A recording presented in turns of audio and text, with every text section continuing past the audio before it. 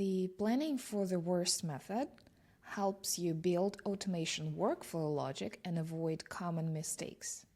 The reason we developed this method is by observing common mistakes that marketers often do and end up with very big, messy decision condition trees. The method will help you build workflows step by step from a simple towards a more complicated one. As the first step, you start with a behavior trigger. This is a moment in time when the user enters the workflow. Then you build a simple time-based workflow for the situation when the user does absolutely nothing and we don't have any new additional behavior clues about them. So for the user onboarding, you will have a time-based flow of emails that you want to deliver to a person who has started a trial but did not do anything with their account.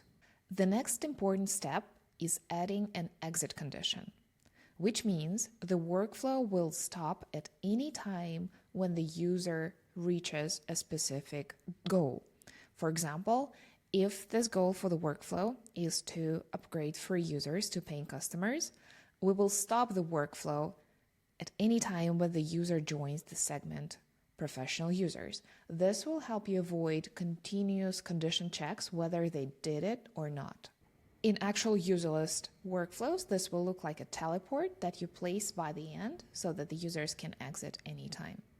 Now you start enriching your basic workflow with condition checks based on behavior. For example, in this area, we are checking whether the user has started using the photos yet. If photos equals 0, then we tell them to add the new photo. Otherwise, we can tell them something else or just skip altogether. You can have multiple condition checks throughout your workflow. You're using behavior data not to trigger something, but to check whether the content is applicable at this stage. Another powerful customization you'll be adding next is multiple splits.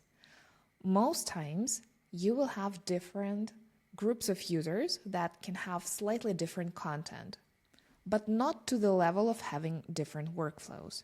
For example, you can have the majority of content for everybody, but then have specific emails tailored for different industries or different roles.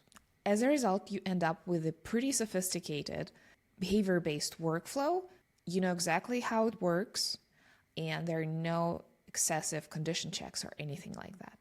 And now, instead of creating new workflows for every new situation, make sure to double check whether that email can fit into one of your existing workflows. What we recommend is to have one workflow per lifecycle stage, one for user onboarding, one for paying customers, for example.